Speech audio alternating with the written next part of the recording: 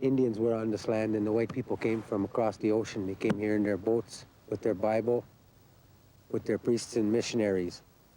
And they wanted to translate the Bible into Cree, and they didn't know an equivalent word for sin. So they went to the elders and asked the elders, tell us what is the equivalent of sin in your language, in Cree.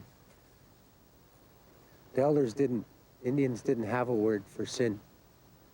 The closest the elders could return with the word, the closest one was pastawan. And our children are our future. And when you shatter those lives, the children, when you shatter our future, that is pastawan. That's a sin.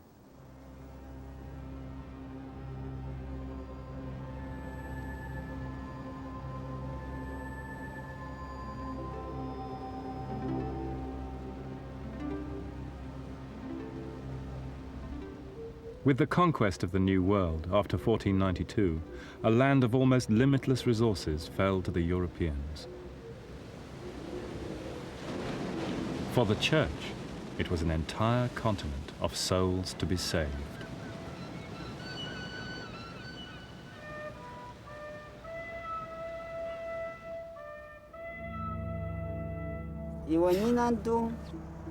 Kwagumga janduna imatenu kaulune awandu kwagmasana wadi. Shkwango di kwaguma ya janduna mimi shenanan kaki mimi na yimbana yimina ni kaunka. Aguma onan.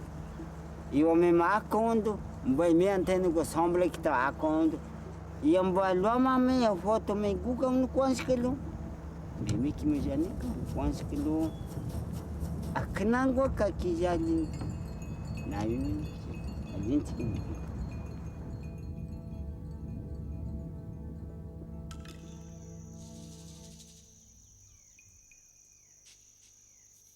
To the first Europeans, the New World seemed a strange paradise.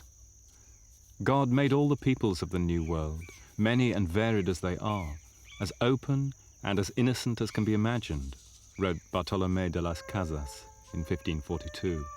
The simplest people in the world. Unassuming, long-suffering, unassertive, they're without malice or guile. The notions of rancor and hatred are quite foreign to them. But at the core of Indian culture was a religious conception of life which had grown over thousands of years. And unlike the Europeans, theirs was a spirituality completely bound up with the rhythms of the natural world. After 1492, the whites set out deliberately to break this bond, to enslave the Indians in their own land, as Columbus said, and to bring their souls into paradise.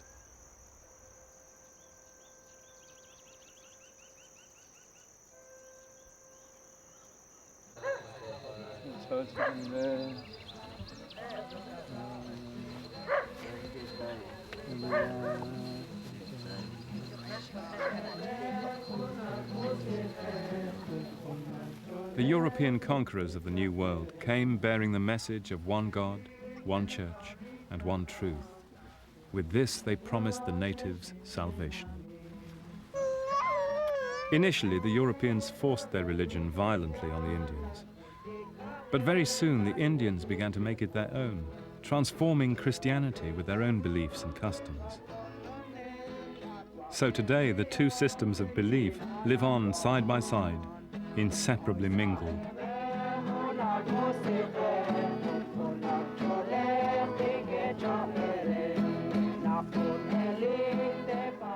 Take the cross on which Jesus died.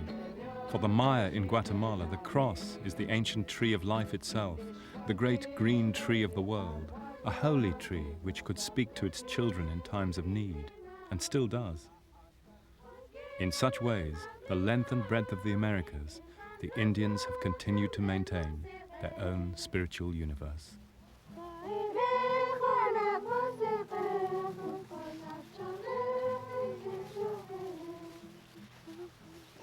todos saben que significa quitar el vestido viejo. Despojaos del hombre viejo, dice San Pablo, y revestíos del hombre nuevo, para que sean de veras verdaderos hijos de Dios. La intincum silaha, sashkabali Dios yukover, li Dios kakolver, utri Dios santil musiker, cantanta shak. Un aplauso a todos.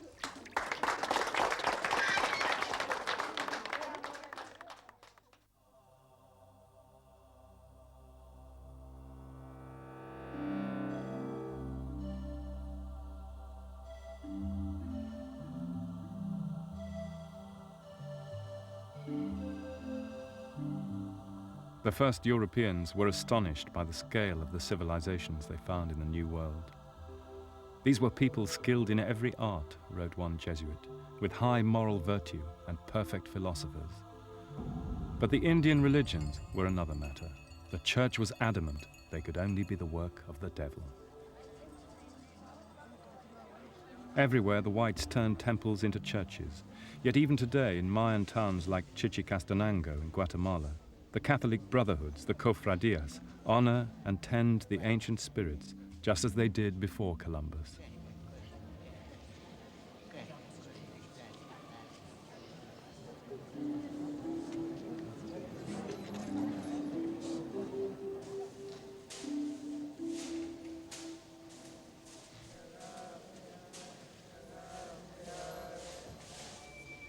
Their emblems are Christian, but they also pray to the old gods. We will never give them up, Father Christ. For us, only names and fortunes change.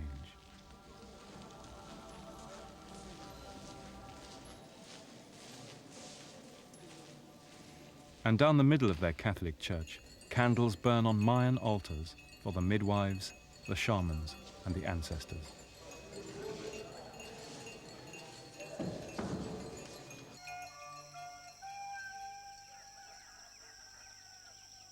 Out in the countryside of highland Guatemala, the majority of people still speak the Mayan language of their ancestors.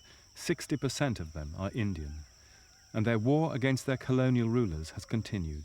40,000 people were killed here in the 1980s.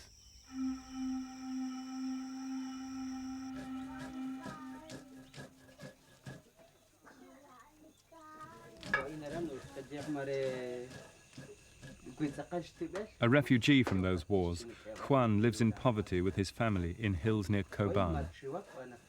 He speaks Quechua Maya, and like many people of Mayan origin, he has oral traditions handed down from the ancestors.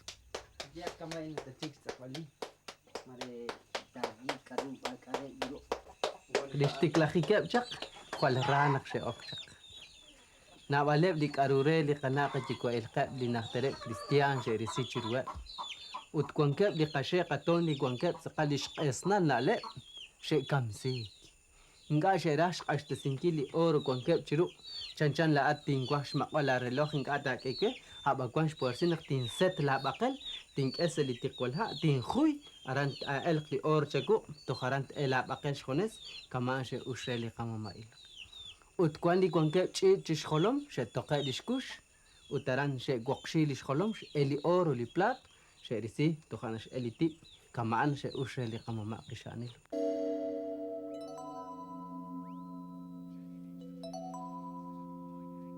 When the whites first saw the treasures of the New World stacked in warehouses in Europe, they thought there was nothing more beautiful in the world.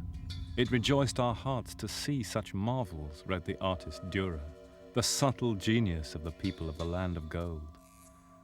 The Indians, though, valued gold very differently. They were perplexed by the whites' insatiable greed for it. Perhaps, they thought, the whites must eat it. And in the Colombian Sierra Nevada today, looters are digging up the ancient burial mounds of the Tairona civilization, still searching for gold, carelessly smashing the world of spirits and ancestors.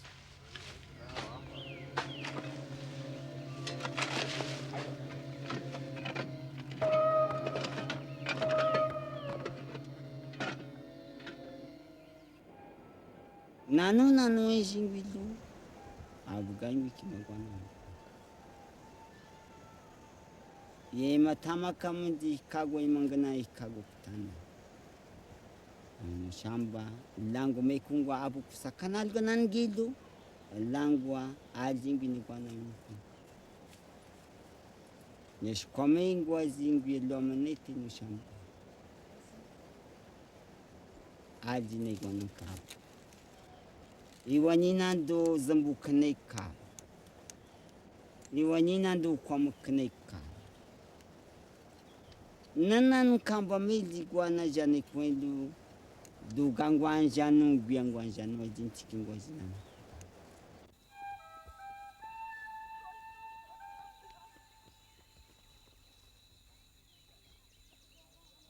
In Guatemala, the gold has long since gone. Jose is a traditional Mayan priest north of Coban. He's one of the few true believers in his village. He's also a Catholic, but he still goes to the old caves to make his offerings. And now he's got a helper, Juan, who's a Catholic too. Our ancestors, the Maya, used to speak of the mountain spirits. They call up the name of the rock. They could ask it, "What's your name?" There was once a great mountain, and his name was Lord Baal. He was the lord of all the mountains. He performed all kinds of miracles. When the Maya put all their strength into staying up all night, Lord Baal would grant them their wishes. They dreamt about him all the time. The mountain spirit Baal was incredibly tall and did all kinds of miracles for the Maya. Whatever they asked him for, he gave them. If they asked for rain, he sent the rain. And if the descendants of the Maya asked for rain, it sent too. And that's how we know that the mountains are alive. How did the Maya name the mountains? It's like this. Let's say there is a saint like Saint Joseph. Here in Semoy, no one gives offerings to the mountains, except for Jose here. He gives his offerings, so when people look up to his mountain, they will say, "Ah, that is Saint Joseph," because they know that he has the strength to watch over our village.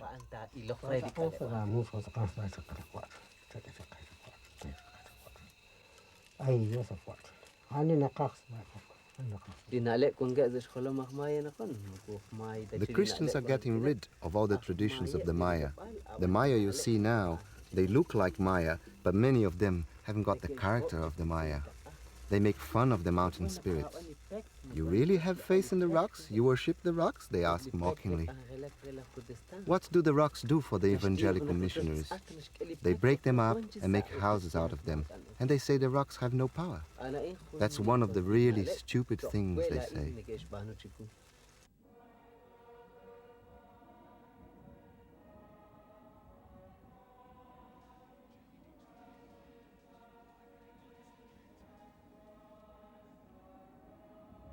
The Indians say the natural world does have power, and they can still see it everywhere. The whites, they believe, have done violence to the earth and drained away its divinity.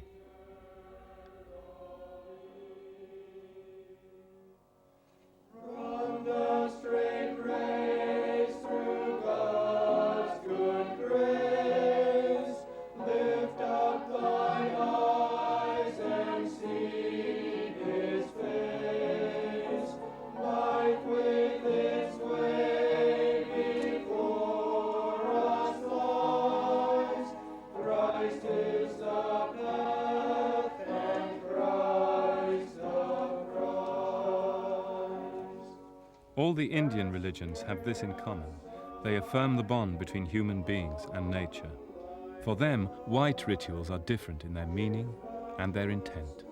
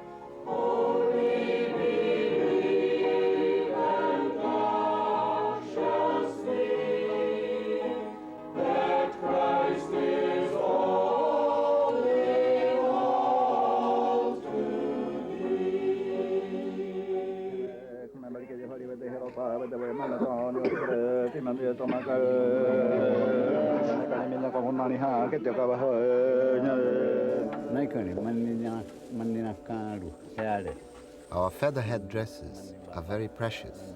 They were created at the same time as us people. Our bodies, our flesh and blood, they are there to make us think, to make us live.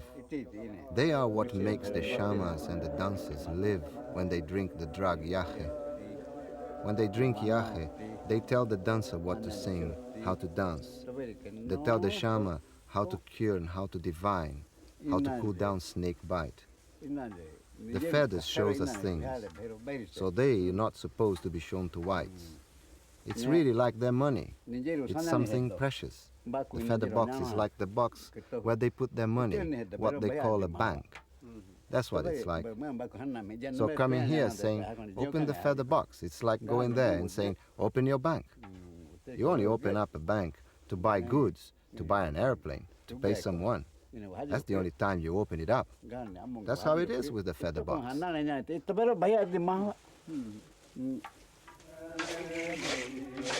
Like all societies, the Macuna of northwest Amazonia have religious symbols and rituals.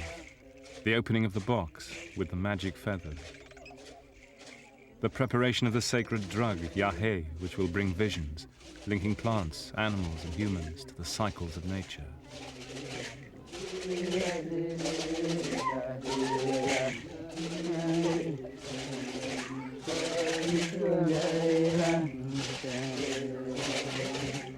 And those intimate gestures which lie beyond language, wiping away evil.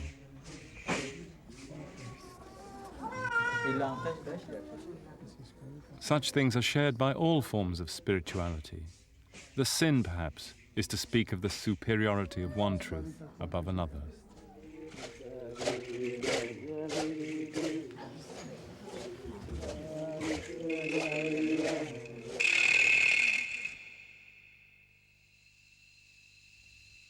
In the hills of southeastern Guatemala, Tomas, who's a Catholic, takes his brother to a sacred cave to show him the old ways of the Maya.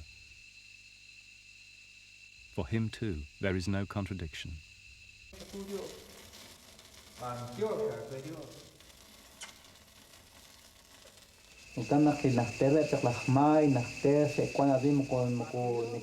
In ancient days, the Maya used to live here and do these rituals. They weren't bad. They didn't mistreat others or kill others. But when the white men came here, they killed the Maya, so the holy rituals were lost.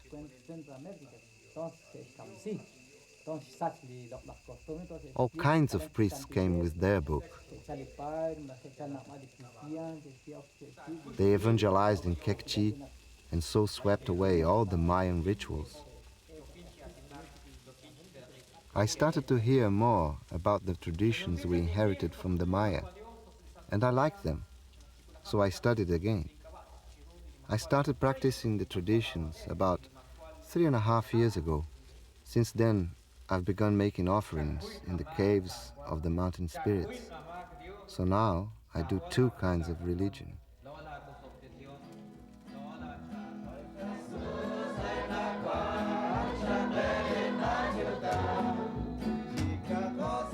There is only one God over us.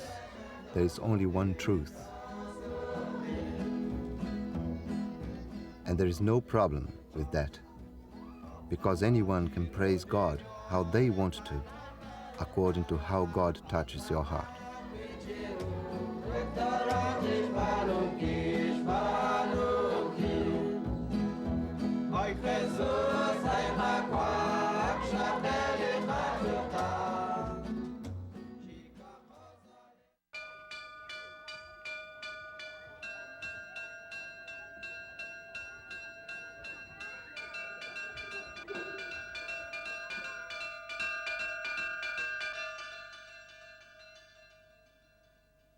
Acariquara Roman Catholic Mission School on the Valpes River in northwestern Amazonia.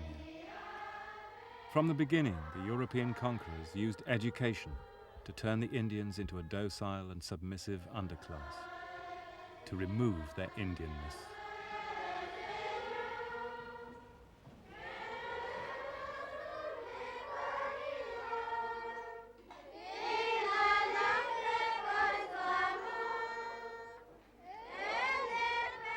The physical conquest of the New World was inseparable from the battle for Indian hearts and minds.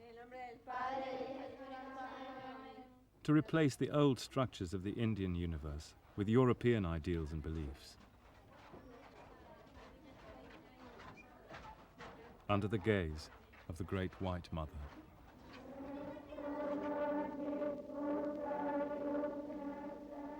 I think it is at times like this, when the whole school is at prayer, that we know best the rewards of our work.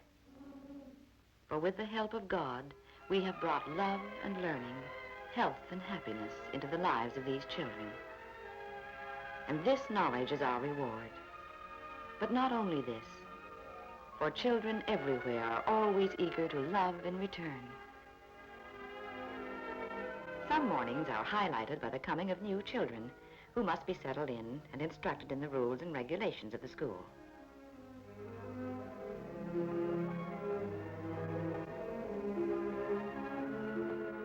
As recently as the 1950s, children in the far north were taken from their parents and flown hundreds of miles to residential schools to turn them into inferior whites.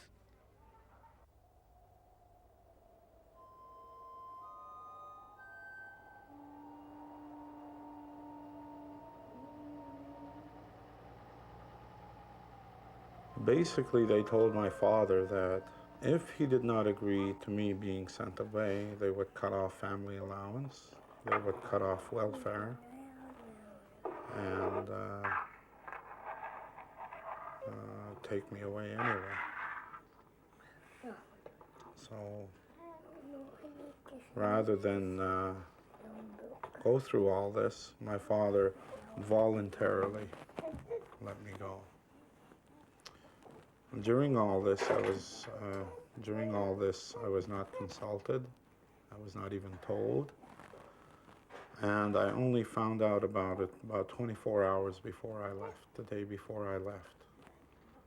I found out that I was to be put on a plane and that I was to be sent away to school. Life in residential school, to say the least, was not a pleasant experience. We were expected to do a lot of things that we had never experienced before, a lot of rules especially. Growing up as a child with my parents, there were basically no rules to run my life. But in residential school, all that changed. Across the USA and Canada, Indian kids were to be cleansed not only physically, but culturally and spiritually. We didn't know what to expect at all. If you can imagine a parent sending their child, 9-year-old child, to a land they have never seen, and they would not see their child for 10 months.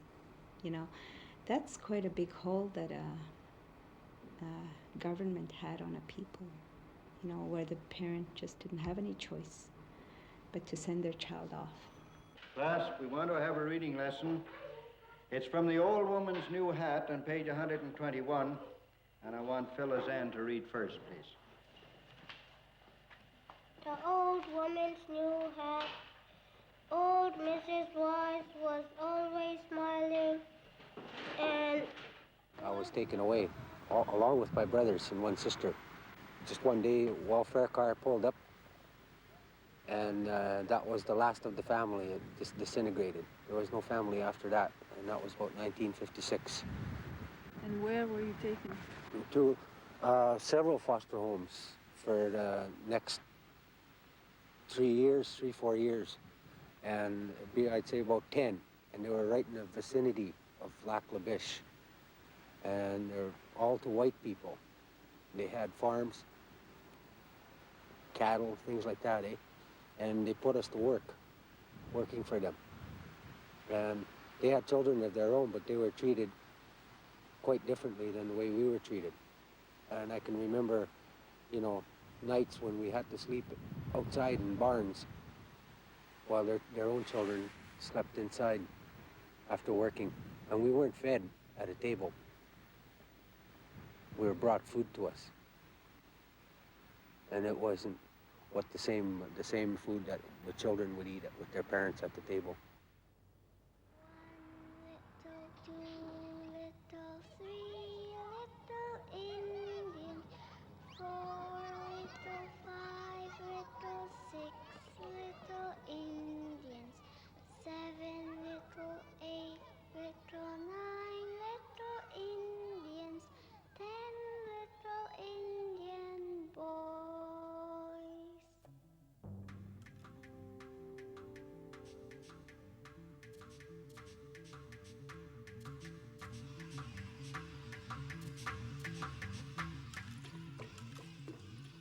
In Florida, the last independent Seminole decided the only answer to this white indoctrination was to live off-reservation. They leased 5 acres of land and are trying to teach the kids their own culture and language at home. We send some of the kids to school and some home to carry on the culture. You know, they're taught, you know, everyday life, like taking care of the village, cleaning up the village, and like I said, like building the chiquis and making the gardens and cooking. But yeah, it's rough. But if we forget all about those things and just throw away our ways and our laws and our language and go the other way, you know, we're gonna bring all the problems upon ourselves.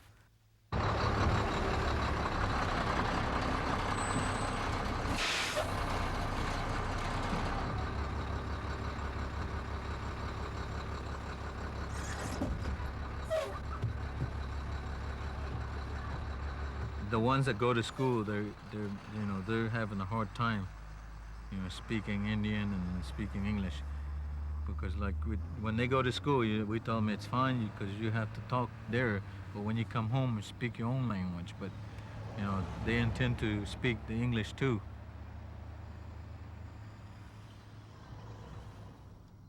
And when they talk about Columbus Day, you know, they don't look at those kind of things. You know, all they look at is how he came and conquered this continent, how he discovered this continent. But they don't talk about the things that helped him out to all these years. And then when the Pilgrims came, you know, it was the same thing. The Indian people greeted him with open arms. As the new people came and started developing their own ways, that you know, they try to force all those ways onto the Indian people. You sort of fasten your wheels onto your wagons. And remember, what were the differences in the sizes of the wheels? When you put your lid or your top on for your covered wagon, if you attach it to your brass fasteners, it will not move. If you're using tissue paper, well, we'll have to try something with that. This is the white myth of American history, the Wild West and covered wagons. Rebecca, who's 14 years old, is a Seminole, but goes to a white day school. If I had a chance, I wouldn't have went to school. Because I started late. That's why I'm in the wrong grade right now. I'm a year behind. Sometimes I don't really like it, because I don't understand when she asks me questions. But sometimes I understand the work, but not the questions she asks me.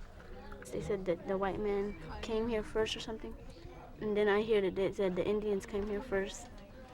And I don't know which one is true, because they're telling me the white man came, then they're telling me the Indian came first. I don't go to school. I don't really want to. I'd rather learn first about my ways before I learn anybody else's. I learn how to cook and sew and do beadwork, and I take care of the children.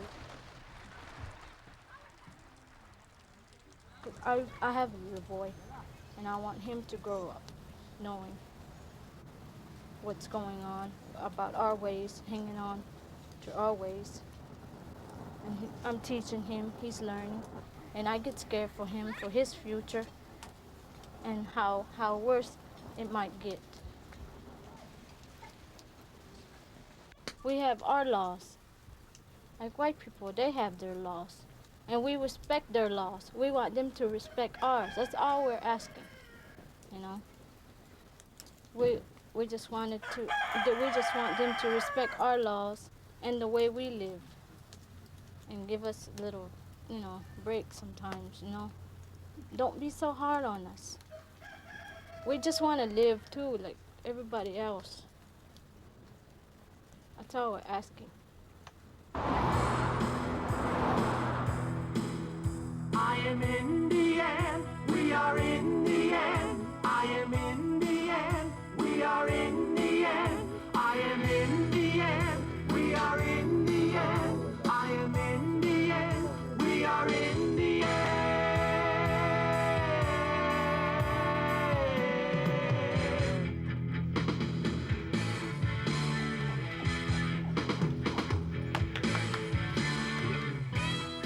50 miles down the road, the Seminoles' cousins, the Miccosukee, decided not to take the hard road of resistance. They said, if you can't beat them, join them. Some of us took in the runaway slave. That really made you so. We get around 100,000 people a year through here. We could use 500,000.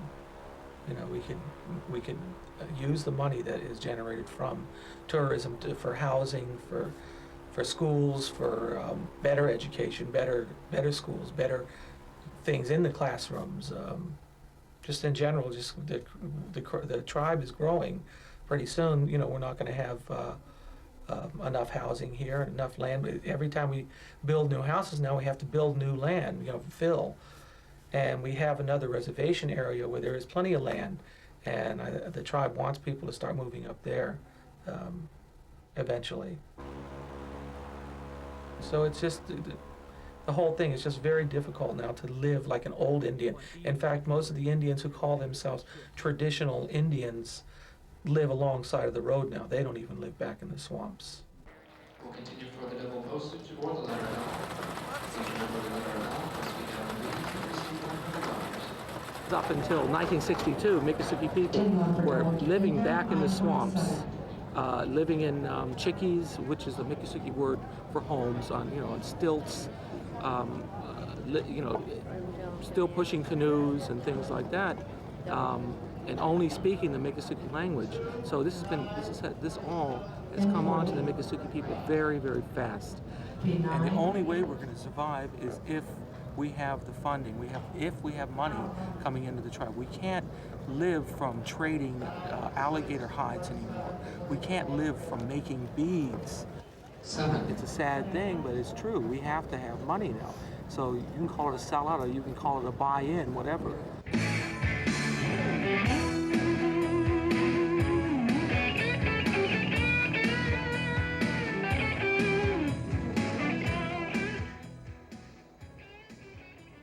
In northern Canada, the Cree people took a different point of view again.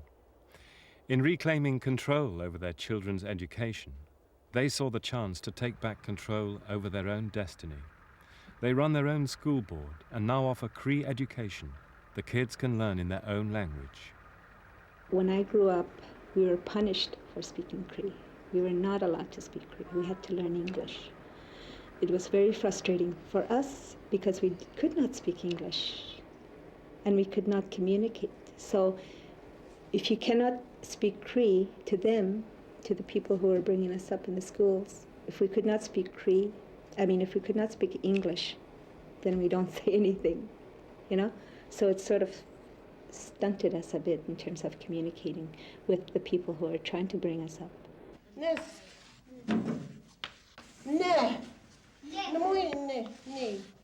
To see the schools now encouraging Cree is a very positive sign.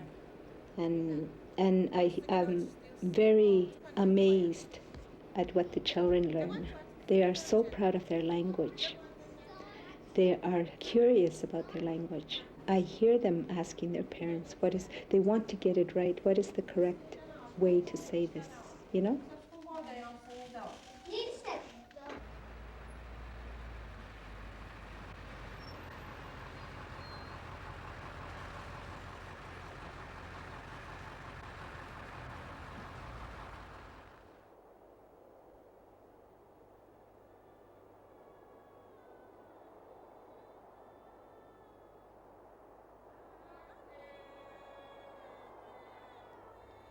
Language, after all, is what makes us free. Language empowers us from our very first words. With language, we give our land its names. With language, we learn about good and evil. And each language is its own unique world. And a language lost diminishes us all as human beings.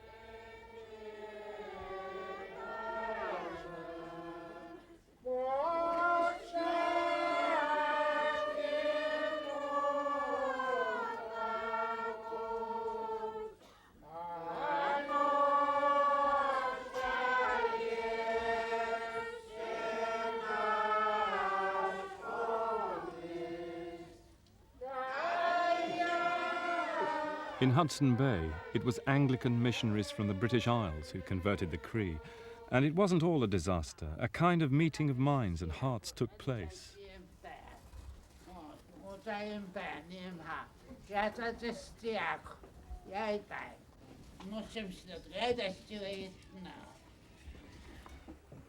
Imata.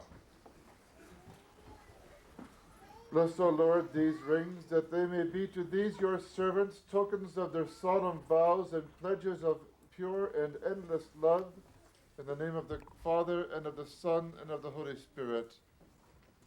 Amen.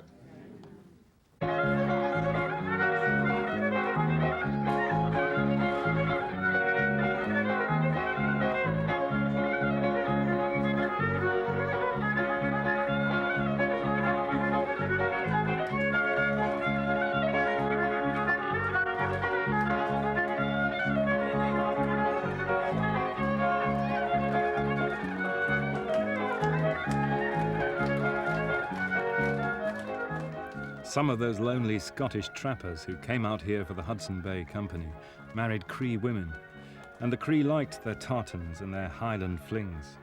They also liked their bannock, their doughy bread, and their tea, and most of all, the old Celtic dance music.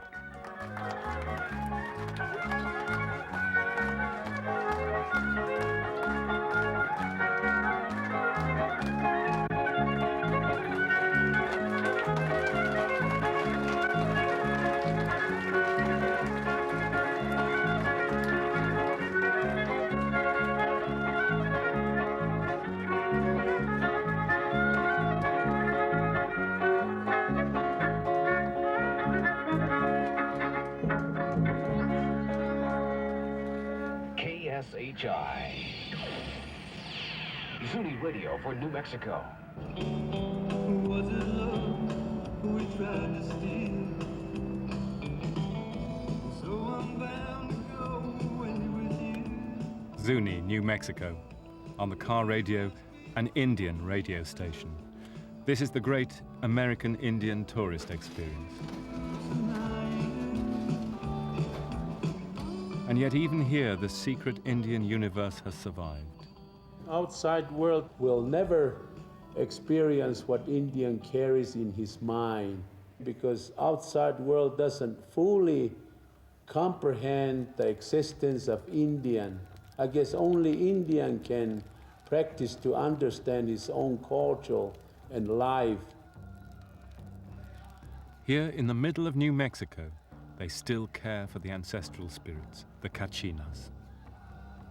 A lot of theologians, noted theologians out there in the world are wondering, how does the church feel about have these Kachina figures inside the Catholic walls? To make a long story short, 2 years ago, our Holy Father, the Pope, came to Phoenix, and he pointed out to the native people from all over the country that represents their tribes. And he told them, carry your culture, your traditions and costumes. And this is a similar thing that we're doing inside the Catholic mission. And I hope that eventually this will be known to other denominations, how important the culture can relate with the doctrine of Catholicism, Episcopalian, whatever other different religion has, that could relate. And I'm so fortunate to feel that way. So a lot of times I know a lot of people wonder, which side are you on really? Catholic side or your Indian side? And I say, well, it means both to me in both special, because Almighty gave me this on a Catholic side thousands of years ago for me to speak my native language of Zuni, and yet he even established the cultural richness of my Zuni that I still carry.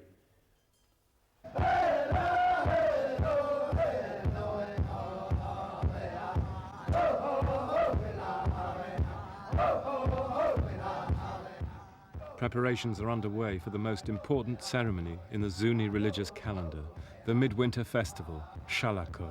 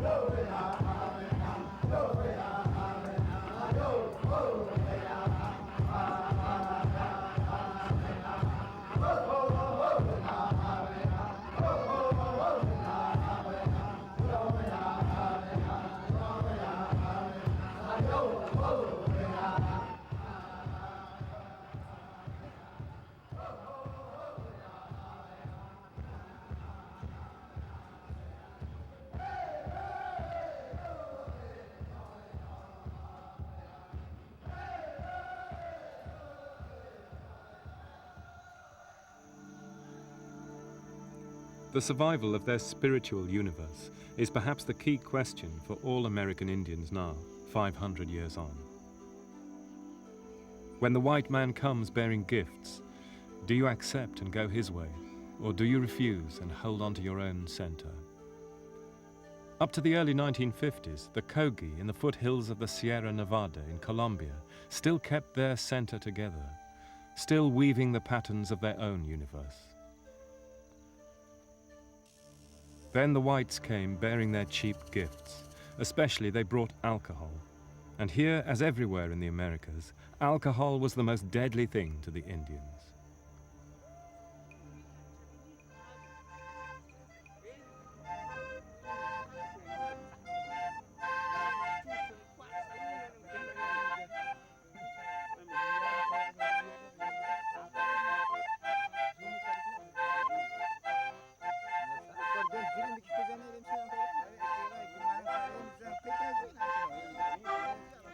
The whites pretended they'd come to trade, but really they'd come to take the Kogi's land.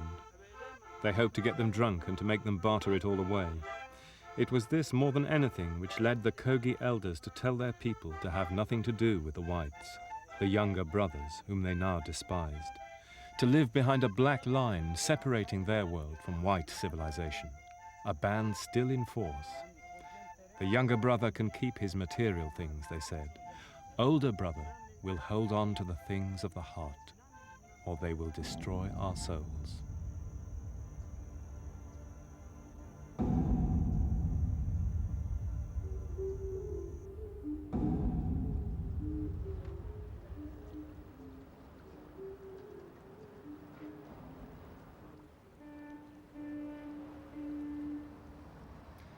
In North America, the oppression of life on reservations caused many Indians to migrate to the cities, where half of them now live.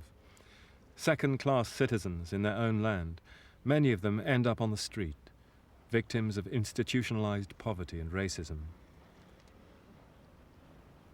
In derelict doss houses, deprived of their own language, religion and culture, From his Inuit village on Hudson Bay, Thomasy was one of those who came to Montreal. Sometimes I work for, not for long though. I was offered work though, construction. I haven't seen the guy since.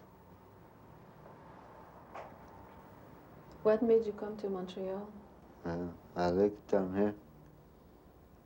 So much fast times down here.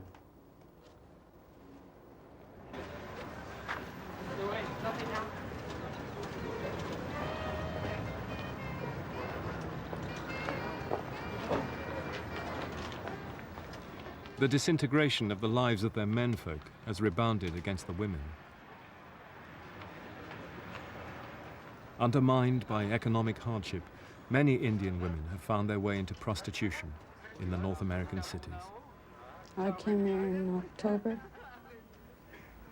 I left my family in Valdor, my brother. I came here with my daughter. It's been pretty good. Sometimes hard to cope with because there's two worlds, and sometimes I feel I'm caught in the middle. So I have to be here or there. And my parents don't understand me. I understand them, but there's nothing there, so I have to be in either place. So I came here. It's hard, a lot of things to learn, but I'm learning. And what about your daughter? Where is she now? They sent her up north. Why? Because I was drunk one night and passed out on the street with her. They took her from me and sent her there until I go to the treatment center. She's 4. I miss her a lot.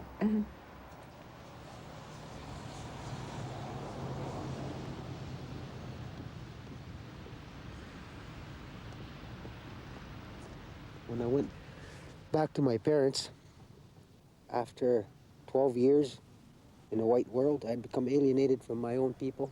I'd forgotten my language. I was not the same Lawrence that left there at 6, that returned at 18. My parents were afraid of me because all of a sudden I represented everything that they'd feared. And the thing that they feared most was anything that was white. Because it caused them pain and shame, fear, put fear in their hearts. And so I was rejected. I didn't have an identity, no language, no mother or father, no brothers and sisters, no God, because I'd lost them. I took a razor blade and I tried to take my own life. Lawrence Boucher was found dead on the streets of Edmonton in February 1992.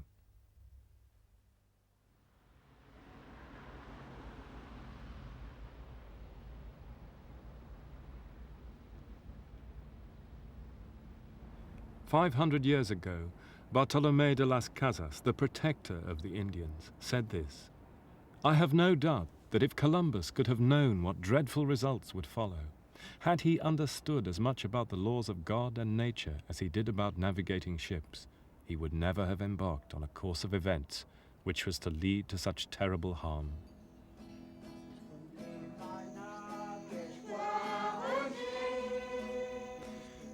In fact, Las Casas went on, the Indians were willing to accept our faith and morality if treated with love and kindness. But Columbus so little understood his obligation to the Indians that he could lightly speak of enslaving them in their own land. This was very far from the purpose of God, to which this voyage and the discovery of all this marvelous new world and everything in it should have been subordinated."